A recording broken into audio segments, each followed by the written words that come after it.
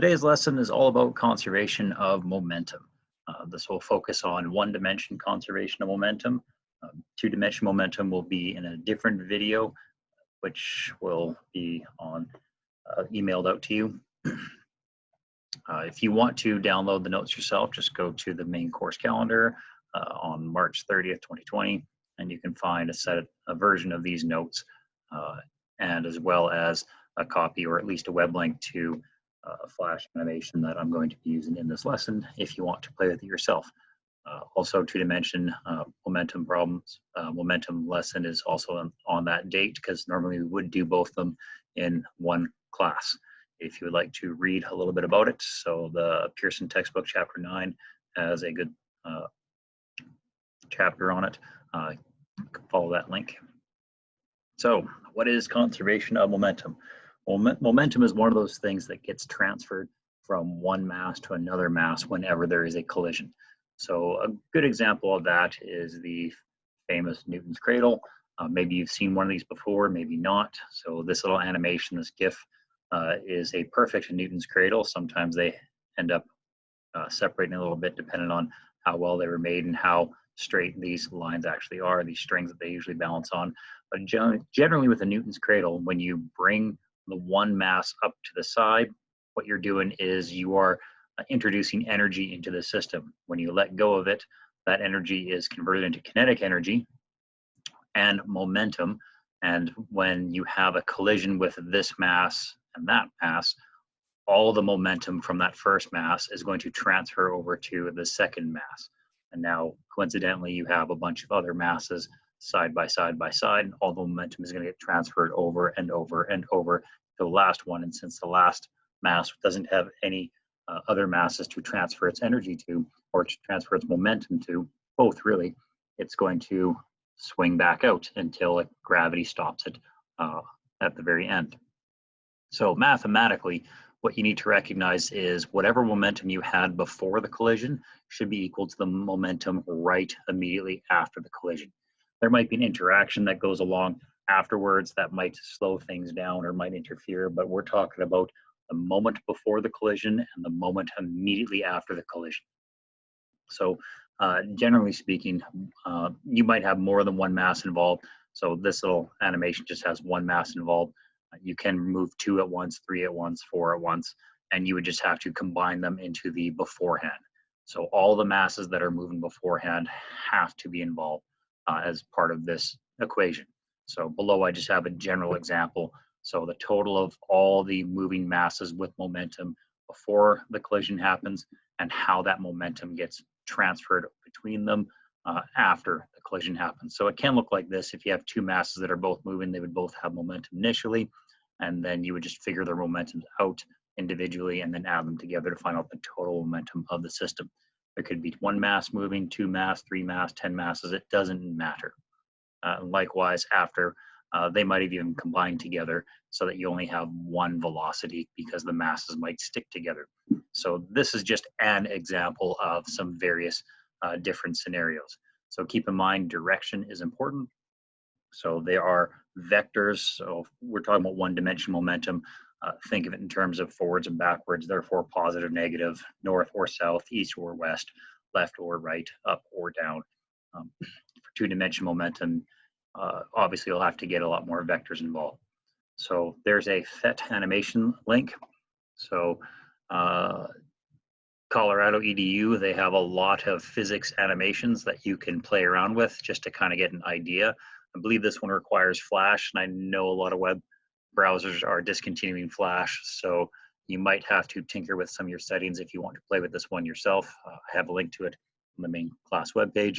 So this is just an example of masses that are in motion. So you get to this basic site. So that's two-dimensional. You click on Advanced. Maybe I'll talk about that in the next video.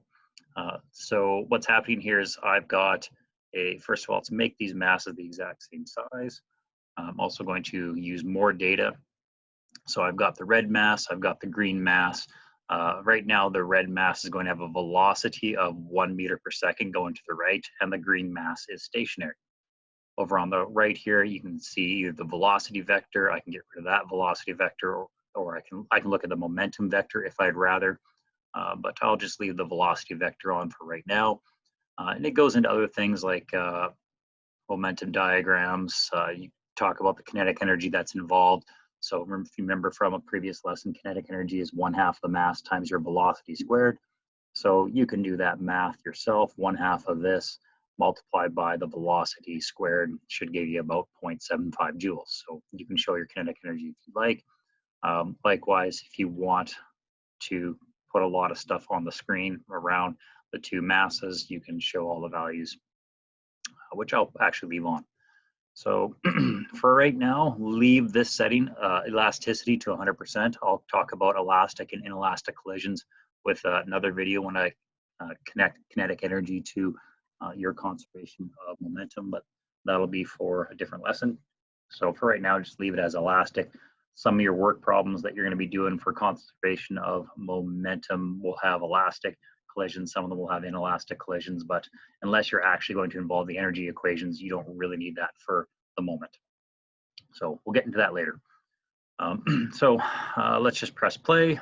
One quick little thing, just to remember, I have an initial velocity of the red mass to be 1 meter per second, and this guy's at rest. So when we transfer our momentum, we have a total momentum initially of our system is 1.5 kilogram meter per second. And then after we have a collision, boom, all the momentum was transferred to this mass. They hit center of mass to center of mass. They have the exact same mass. So typically when that happens, the first ball will stop dead. You might have seen this with curling rocks. You might have seen this with playing actual pool. If you strike the white ball and the white ball hits dead center another ball, often the white ball will stop. Sometimes it rolls back, but that could be because you hit the pool cue above it or below it or somewhere off to the side. You didn't hit the pool cue dead center, or the white ball didn't hit any of the other balls dead center. So in this scenario, this mass hit, the red mass hit the green mass, center to mass, center to mass. And so therefore it transferred 100% of all of its momentum to the green mass. And you can let it keep going if you want. So the green mass has velocity. If I show the momentum vector, which is kind of blocked out, I guess. Let's just restart that. There you go. So momentum vectors transfers 100% of its momentum. Now the green mass is moving at a velocity of 1 meter per second. And since it has the same amount of mass, it has taken 100% of its momentum. If I change that up a little bit, and you guys can play it yourself. So I hit reset all, click more data. So when you first come onto this website, this animation, you'll see that the red mass is about 1/3 the size of the green mass. So when that happens, it's going to transfer some of its momentum. So I'm going to get rid of that velocity vector. So there's the momentum vector. Again, we have an initial momentum of 0.5 kilogram meters per second. If you want to see the kinetic energy, there it is, about 0.25 joules. So as far as positions are concerned, it's just where it is on the screen. You can make them 0 if you want, but that's far left on the screen, so it's better if they're closer together. When you press play, again, since we have this mass difference, often when a small mass collides with a much larger mass, it's going to transfer some of its momentum to the larger mass. You can think of this like your physical science 20 class when you learned about waves and wave interactions. When you have a pulse, a crest, if you will, that's going to a fixed end, it's going to reflect as a trough, so it's going to come back a little bit. So that's kind of the same idea here. It's hitting a fixed end, if you want to think of it like that. It's got transfer, it's going to hit a harder surface, and so therefore you're going to get a bit of reflection. It's going to maintain some of its original momentum, but it's going to change its direction. So now that the red ball is going left, its velocity is 0.5 meters per second, but it's going left. And so if you do the math, 0.5 times 0.5 should be 0.25, but because it's going left, it has a momentum of 0.25 kilogram meters per second. The green mass gained momentum from the red mass, and so it's going to the right, and so it has a velocity of 0.5. If you do the math for momentum, mass times velocity, it has an overall momentum of 0.75. Conservation of momentum says that the momentum beforehand must be equal to the momentum afterwards. Beforehand, if I just restart this one, you can see that we had 0.5 kilogram meter per second. After the collision, if you add the momentum of the red mass to the momentum of the green mass, 0.75 plus a negative 0.25 kilogram meters per second, you will be back to that 0.5 kilogram meters per second. There's no exception to this rule. This is one of those laws that just actually follows through quite nicely. All right, there's absolutely no exception. They use this information when they're trying to figure out velocities in an automobile accident, along with other data, but conservation momentum is usually quite handy for that. So small mass in a large mass, small mass maintains some of its momentum and goes back in the opposite direction. Large mass gains momentum and just continues on in the original direction.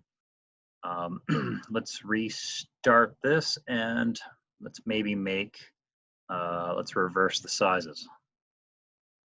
So the red one is going to be the one that's initially moving. It has, I'm going to keep the velocity nice and simple, 1 meter per second. So now the green one is the small mass, and let's just quickly see what happens. So now, because I increased this mass for the red one and didn't change its velocity, its momentum is now 1.5 kilogram meter per second. So when I press play on this, so because you have a large object with a large mass, it's going to transfer a lot of its momentum to the smaller object. The smaller mass is going to have a larger velocity because it's going to take some of its momentum away from the large mass. But since it has such a smaller mass in comparison, so 1/3 the mass, its velocity is actually going to speed up quite a bit. So it's going to have a larger velocity. A lot of the time that will be the case. So in this case, because of the numbers I used, the momentum is split perfectly, 0.75 kilogram meters per second between the two masses. So this guy transferred half of its momentum to number 2. And so due to their mass ratios, their velocities will change accordingly. So that's just 3 different examples of how conservation of momentum is seen. So momentum beforehand, just real quick again, was 1.5. Momentum afterwards, since they're both going to the right, so you can just add both those together, 0.75 plus 0.75 should be again 1.5 kilogram meters per second. Your momentum has been conserved. So you can play around with that if you would like. It gives you a rough idea of what's going on. Plus, sometimes this is useful to use when you're trying to do some of the problems. Sometimes they might stick together, especially in the questions, and that's just when your elasticity has been changed to inelastic, which just means kinetic energy has been lost. But I will get to that in another lesson. So just a quick little, here's how it works, because again, you'll have some problems will say, hey, the masses stick together. Well, in this case, that's what it looked like in the animation, right? Your momentum before will still equal to your momentum afterwards. It's close in this case. I think this is a rounded number. So if you actually look at the math at this point, when you add the 2 together, somehow we've magically gained momentum, but I believe that's just a rounded number. Likewise for this. So if you can just kind of ignore rounding issues, your momentum should still, afterwards, should still be equal to the momentum beforehand. So I'll let you play with that. Go back to the lesson. So that's kind of the big idea. You're basically just playing with different versions of this equation. So this equation here is useful for the little flash animation that we just used because there was only 2 masses involved. So in that case, I would have just not included this one, mass 2, because it was at rest initially. And then for 3 of the 4 little examples that I showed you, both of them had momentum afterwards. So we would keep it like this, and then we would just play around with positive negatives depending on where it's going. So that's what you do if one of them's at rest. Your velocity 2 for most of them was 0. Anyhow, so you guys saw conservation of momentum when I put one of you guys on the fire extinguisher rocket cart. It's the same idea as these water bottles that, water rockets that some people have played around with bike pumps. I don't know if you guys use them at all growing up or not, but they're pretty fun. What happens is you pump them up, you fill them up with water, and then you pump a lot of air in it, and then it pressurizes it, and once the pressure gets too much, it's going to push the water out. And so the mass of the water and the velocity of the water going downwards is going to have some sort of momentum downwards. That is going to be equal to the mass and velocity of the bottle that is going upwards. And since everything was at rest initially, oh, my P is ugly to look at. Let's pretend I drew a P. Since initially everything was at rest, there was initially no momentum. But in the end, you have the water going down. So that is going to be the momentum of the water is going down. So negative for down. And the bottle is going up, and it has momentum, which I'll call a little B. So when you add both of these together afterwards, you'll end up with overall zero momentum again. So that's how momentum is conserved in a scenario like this, just like on the fire extinguisher rocket cart, right? If everything's at rest initially, you have no momentum. If suddenly after some kind of reaction, whether it's chemical reaction or if it's a pressurized reaction, and you have pieces going all over the place, like for instance, bombs or grenades, or any kind of explosion, you would have the exact same scenario. The momentum before the system is zero, and the momentum afterwards will still be zero if you can actually account for all the tiny little pieces and fragments if we're talking about explosions. In this case, you just have a bottle going up and water going down. So it's a bit easier of an equation. You only have two variables you need to work with. So yes, this will involve a lot of forces, but we're going to ignore those for the moment. So a lot of times conservation of momentum can be figured out just by applying Newton's third law combined with his second law, and you'll still come down to the same results in the end. So yeah, let's just do a math problem. This is just a diagram to give you an idea of what it could be like if you have two masses coming towards each other. If I set it up beforehand, I would have to include the momentum of mass 1, the momentum of mass 2, but mass 2, if you take right as positive, we'd call negative M2 V2. Afterwards, you have a collision. They're probably not going to be going with the exact same speeds as initially. Obviously, the way the diagram is set up, mass 1 is going left, mass 2 is going right, so they're going in the exact opposite direction they were originally. So in that case, you'd have to account for their new velocities because odds are good they're going to transfer momentum between them, and that could mean due to the different masses, different sizes, and their momentum initially, they're probably going to have different velocities in the end. So I've got a pool question set up.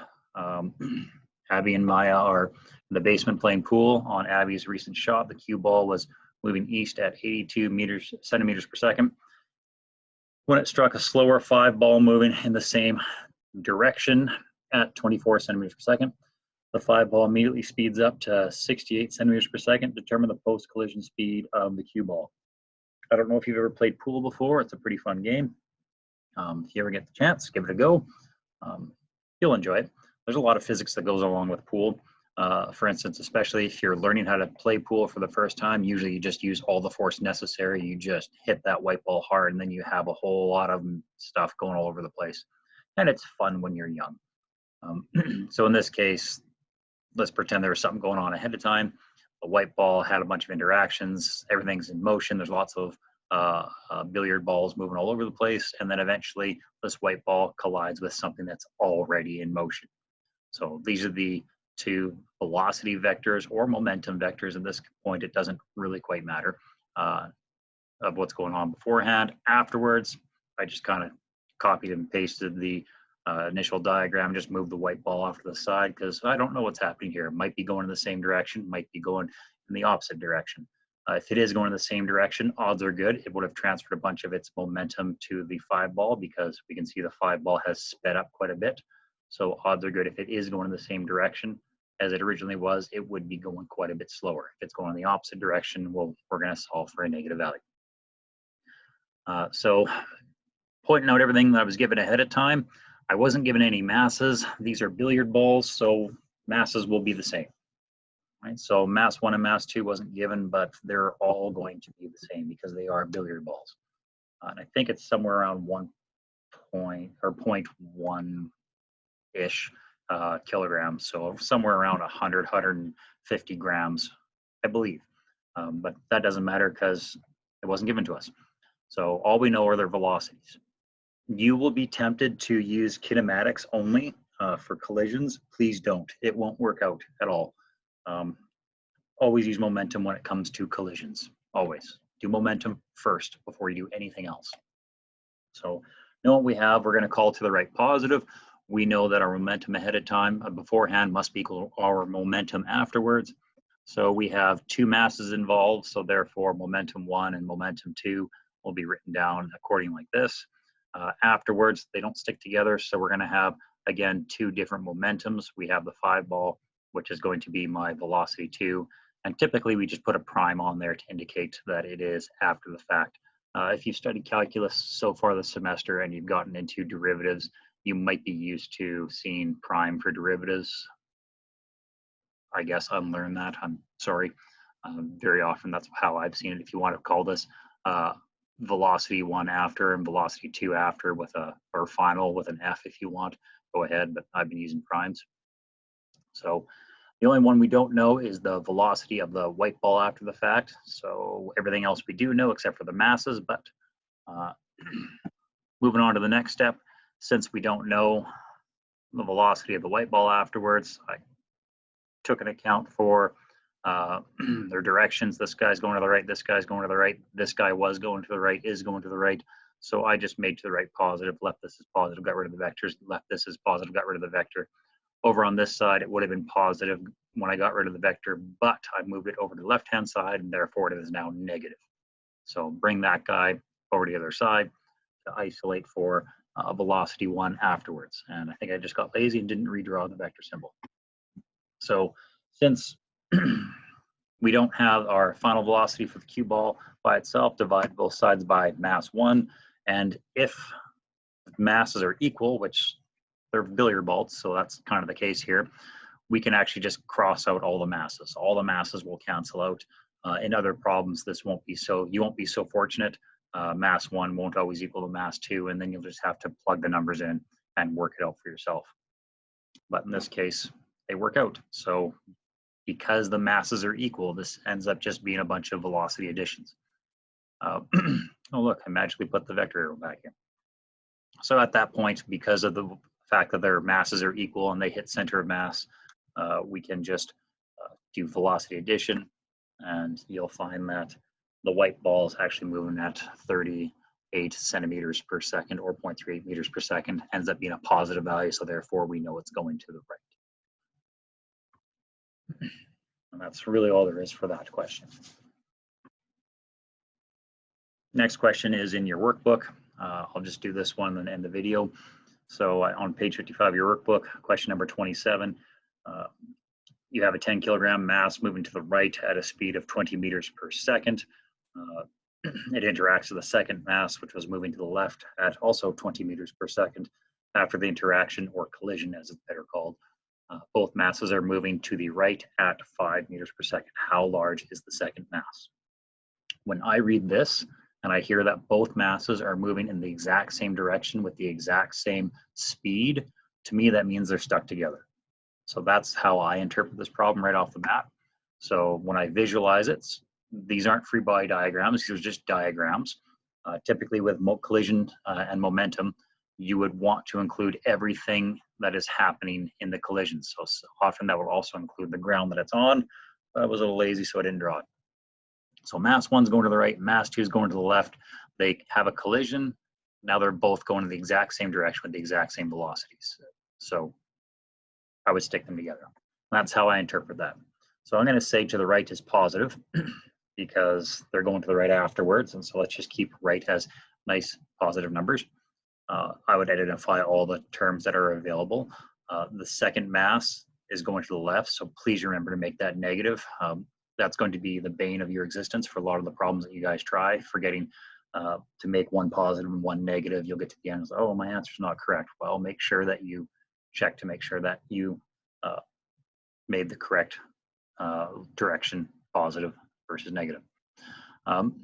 So we're doing our conservation of momentum again. So momentum beforehand has to equal momentum afterwards. I forgot to draw the vector arrows, so apologies for that. Two masses are involved again, so that's great. We'll set up our equation the exact same way. Typically though, I'll just change that really quick. Because I know these masses stick together, I will often just find the total mass and use one velocity afterwards. But in this problem, I don't know what mass 2 is, so it's going to be hard to find the total mass. So I'm going to go back and just keep them separate. But just as a heads up, often if masses stick together and you know both the masses, I would just write the equation like this. And then you don't have to, it's actually less work. But unfortunately, this is a bit of a harder question, so we'll keep the masses separate. But we're happy to know that velocity 1 after the fact and velocity 2 afterwards are equal. So that makes our math a little bit easier. So because we don't know mass 2 and mass 2 is in two different places, I'm going to move the momentum afterwards of mass 1 to the left. I'm going to move the momentum beforehand of mass 2 to the right. So at the very least, both the masses are on separate sides. Mass 2 is on the exact same side as mass 2. Which is good because then you can group them together. So when you group them together, and I'll do the same for mass 1 because why not? When you factor out the mass 2 from both of these velocities, so again, when you bring this to the right-hand side, it'll be negative, so that's why it's negative. So when you group those two velocities together, it'll look like this in the end. And that means we can divide out now by the velocities. So if I divide out both sides by velocity 2 afterwards minus velocity 1 afterwards, the right-hand side is gone completely. And then you end up with essentially a ratio of your velocities. And so once you get that far, it's a matter of just drawing in or putting in all of your numbers. Again, I forgot the vector symbols, mainly because typing is a pain in the neck. So please make sure that when you enter in your numbers, you remember that velocity 2 ahead of time, again, vector symbols on there, is negative 20 meters per second. I never once accounted in any of this problem that this velocity 2 was going negative, left. So if I did that right off the bat, I could have just said mass 1, velocity 1 minus mass 2, velocity 2, let it go over there. So when I'm doing this subtraction here, I have to remember to make that mass 2 a negative 20. Otherwise, plug in your numbers, do your math, cancel out everything that cancels out. Your meters per second will cancel out, numerator and denominator. And it's just a matter of working it through. And you should also see that your second mass should be 6 kilograms. And if you want to verify afterwards, you can just put it back in your original equation with all the numbers involved, and you should see that it does work out. So I will stop the video here. Please try to do some of the questions on focusing on collisions on page 54 and 55. I'll make another video for 2-dimension, just in case you would like to go through it. All right.